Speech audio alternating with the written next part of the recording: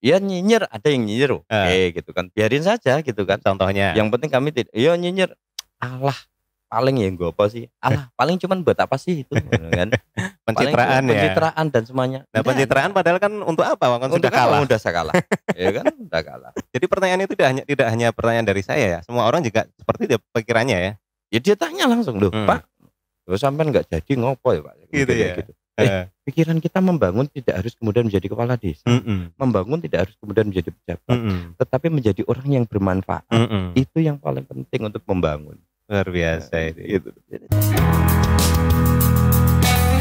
Beragam tema aktual dari perspektif pendidikan disajikan dalam bingkai perbincangan interaktif. Inilah podcast pendidikan.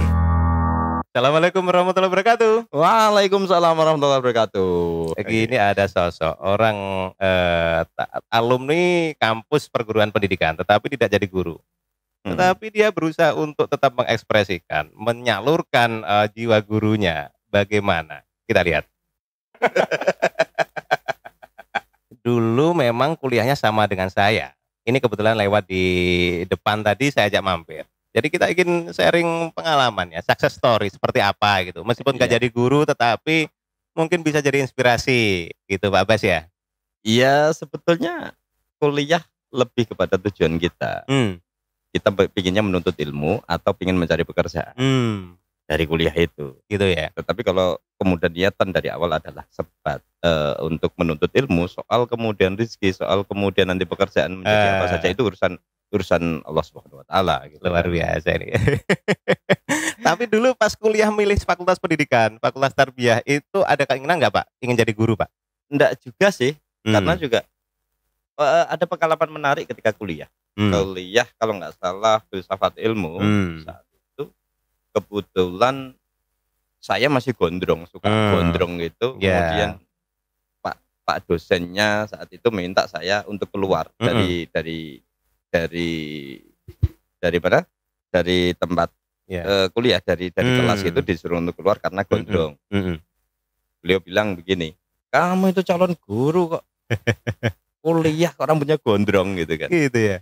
Saya langsung, maaf Bapak, kita kuliah filsafat ilmu.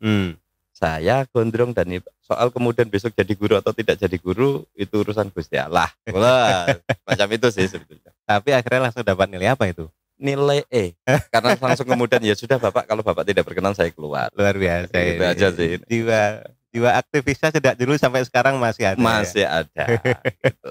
Sudah ada dan masih ada. Luar biasa. Pak Abbas ini dulu ketua BEM ya Pak ya? Calon presiden BEM. Calon presiden BEM ya. Gagal. Calon presiden BEM tapi gagal. Tapi pengurus BEM juga. Gitu ya. Dan itu ternyata pengalaman calon presiden BEM sekarang diulang jadi calon kepala desa gagal juga ya Pak ya? Gimana? Iya, bagian dari kontestasi. Asik-asik saja sih, tidak ada masalah. Ya memang kemarin di sekitar bulan April ada Pilkades, pemilihan kepala desa di Desa Talun, tempat kelahiran saya, Desa Talun, Kecamatan Kani, Kabupaten Pati. Nah, kebetulan kebetulan memang ada empat calon gitu dan saya kalah. Gitu. Itu sih. Kapan, bulan apa itu? Bulan April. Dan alhamdulillah hasilnya. Kalah 4. Selisih 4 suara. Kalau selisih 4 suara Pak. Selisih 4 suara. Kalau 40 mungkin nggak apa-apa ya. 400. Kalau 4 itu waktu itu jantungnya double atau gimana Pak? Enggak lah. Dalam proses kontestasi macam Pilkades. Iya, artinya bisa menerima dengan ikhlas itu kan harusnya jantungnya double itu. Jangankan kok cuman 4 ya. Sama aja, selisih 1, selisih 4, selisih 100 itu sama sebetulnya. Luar biasa ini. Gitu. Ya sudah, biarin aja. Ya karena memang kemudian mungkin Allah Subhanahu wa taala belum mengizinkan atau belum begitu ya. Luar biasa ini. Ikhlas ya Pak ya. Dalam sebuah kontestasi biasa. Luar biasa. Tidak perlu kemudian. Tapi ada yang menarik ini Mas. Ada yang menarik dalam konteks pendidikan demokrasi di masyarakat itu adalah yang bagaimana mengurangi tingkat efek dari politik atau efek dari demokrasi di desa. Kalau di tingkatan lokal kabupaten, tingkat gubernuran atau kemudian di tingkat presiden sekalian, mungkin tingkat resistennya masih hanya sebatas dunia maya. Kalau ini enggak, sudah dalam bentuk fisik. Iya. Head to head gitu kan, antar pendukung satu dengan pendukung yang lainnya. Itu yang memang kemudian kalau kita tidak bisa mengendalikan massa, maka bisa saja kemudian kita menciptakan pertumpahan darah. Begitu. Bahkan itu melebihi dari mungkin pilgub, pilbub itu ya. Beda. Tingkat apa ya istilahnya, fanatismenya sangat-sangat berbeda. Dan masing-masing pendukung bahkan kadang saudara, kenal ya, saudara, depan rumah, samping rumah gitu ya. Lawan kontestasi kita itu saudara. Gitu ya. Yang saya lawan siapa? Gitu ya. Kakak saya, kakak sepupu sebetulnya. Luar biasa. Yang selisih 4 yang jadi gitu kan. Selisih 4 ya. Selisih 4 Pak. Hebat ini Pak. Nggak apa-apa, tapi memang itulah prosesnya ya. Proses berdemokrasi, bagaimana kita mendidik masyarakat untuk berdewasa, dewasa ya dalam proses berdemokrasi gitu. Ya. Jadi asik meskipun tantangannya cukup ngeri. Setelah kontestasi itu, justru Pak Abbas ini membuat semacam apa itu ya, lembaga untuk ngayomi anak-anak, kursusan atau apa itu Pak? Ya kayak semacam tempat bermain saja sih, tapi kemudian yang sifatnya mendidik. Biasanya kontestasi itu sebelum dia kontestasi, dia bikin kayak kegiatan-kegiatan semacam itu ya. Kayak Pak Abbas mungkin menciptakan kegiatan A atau kursusan anak. Tapi ini anehnya setelah kontestasi malah menciptakan ini Pak. Ini gimana ini motifnya Pak? Motifnya murni memang tidak kemudian bisnis ya. Pure ini lebih kepada kegiatan sosial dan itu menjadi sebuah kebiasaan. Apa itu Pak? Kursus bahasa Inggris ya? Kayak semacam les. Jadi semacam les bahasa Inggris. Kebetulan ada 2 anak yang punya potensi pintar bahasa Inggris dan pernah ikut kursus di Pare. Warga situ ya. Warga situ, pemberdayaan masyarakat lokal saja sih. Itu terus kemudian saya sampaikan kepada keduanya, saya ingin istilahnya kampung kita ini menjadi kayak semacam kampung Inggris, gitu kan, kampung Inggris. Loh, ya dia tanya langsung, loh Pak, lo sampai nggak jadi ngopo ya Pak? Gitu ya. Gitu. Pikiran kita membangun tidak harus kemudian menjadi kepala desa, membangun tidak harus kemudian menjadi pejabat, tetapi menjadi orang yang bermanfaat. Itu yang paling penting untuk membangun. Luar biasa itu. Gitu. Jadi pertanyaan itu tidak hanya pertanyaan dari saya ya, semua orang juga seperti itu pikirannya ya. Iya, pikirannya juga semacam itu. Loh, pas ini gimana gitu kan? Oh enggak jadi kok malah gini. Bikin kayak semacam lembaga, kursus, les gitu kan. Sebetulnya arahan saya lebih kepada enggak hanya bahasa Inggris, tapi lebih pada menjadi pendidikan alternatif, membantu anak-anak ini ketika mengalami kesulitan dalam proses pembelajaran di sekolah. Memang sasaran saya adalah lebih pada kelas-kelas 1 atau sekolah dasar ya. 1 sampai 6 itu gitu. Itu sih. Jadi sebetulnya saya ingin menjadikan rumah saya itu menjadi rumah yang ramah anak. Mereka boleh bermain di situ. Kemudian sambil bermain mereka mendapatkan pendidikan. Membantu proses-proses secara pendidikan sekolahnya gitu aja, kelancarannya. Sambil kemudian ada kepingin jadi kampung Inggris, makanya kemudian sekarang lebih banyak lesnya adalah bahasa Inggrisnya. Gitu. Mulai dari bahasa Inggris tapi nanti mungkin dikembangkan bidang-bidang yang lain gitu. Dan itu mereka nggak membayar sama sekali ya Pak ya, kabarnya gitu. Bagi saya keseriusan mereka adalah bayaran. Begitu ya. Iya. Itu sudah investasi dari mereka kepada Pak Abbas ya. Iya.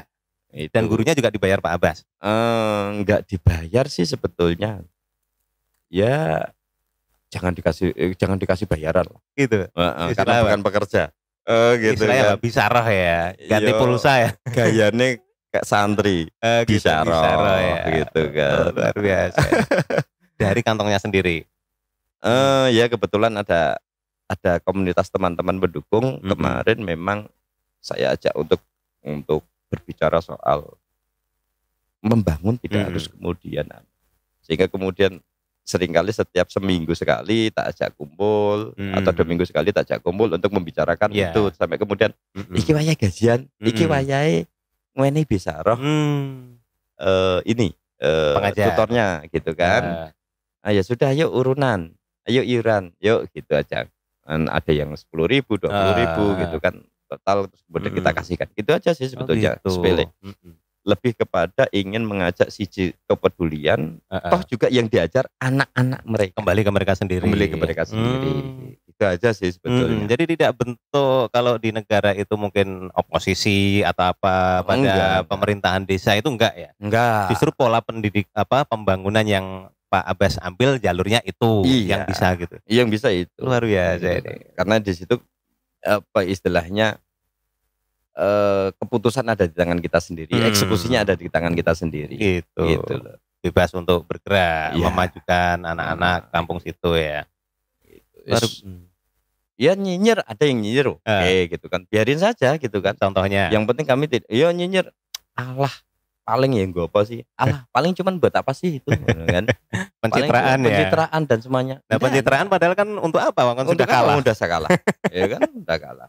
Itu konsepnya semacam itu. Ya, di samping itu mungkin juga untuk penyaluran ya, aspirasi batiniah kan jurusan pendidikan tetapi nggak ngajar. Ya itu jadi kadang itu melihat begini ya.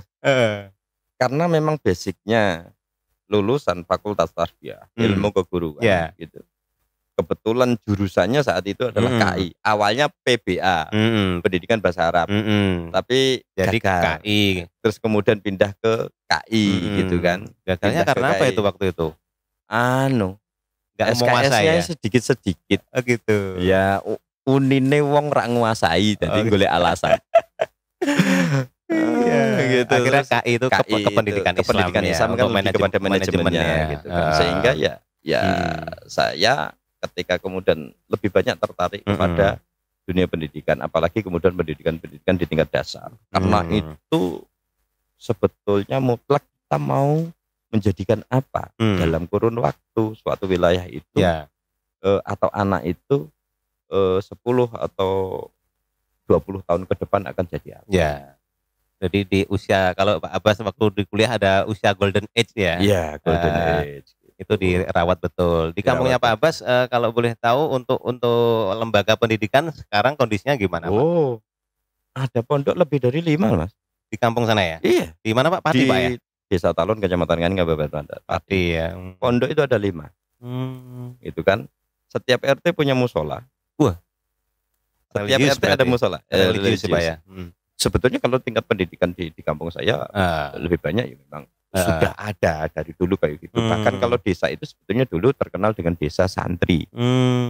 Desa santri artinya desa yang kemudian memang basis agama kuat di wilayah di situ kecamatan itu. Gitu. Sebetulnya cita-cita saya lebih kepada bagaimana menciptakan pendidikan yang kayak semacam bahkan desa. Satu desa itu saya pinginnya menjadi kayak semacam boarding school. Boarding school. Karena memang sudah ada modal religiusitas ya. Modal religiusitas, terus kemudian modal modal lembaga pendidikan yang banyak di kampung itu. Cuman bagaimana kita meningkatkan peran dan keterlibatan pemerintah, konteks pemerintah desa itu sinkronisasi. Bagaimanapun kan punya tanggung jawab sama gitu kan. Meskipun hanya sifatnya bentuk polse polse atau kebijakan di tingkatan desa. Tapi kan menjadi penting. Bagaimana ketika misalnya misalnya desa memberikan himbauan supaya misalnya habis maghrib matikan TV gitu kan. Ada gerakan-gerakan yang itu. Dimulai desa memberikan pengaruh. Sama seperti ketika kemudian karena nuwun sewu. Banyak sekali lembaga pendidikan di tingkatan dasar. Di desa-desa itu kemudian cenderung hidup enggan, mati tak mau. Hidup segan mati tak mau gitu kan. Gitu ya. Bahkan sampai kemudian MI yang dulu saya Madrasah Ibtidaiyah yang dulu saya sekolah itu sekarang malah sudah tidak ada Mas. Gitu ya. Sudah tidak ada. Kalau legalisir bingung ya. Ya legalisir di Kemenak ya kan diperbolehkan di Kemenak. Itu gak ada kenapa Pak? Karena karena memang kemudian muridnya sudah tidak ada. Oh gitu ya.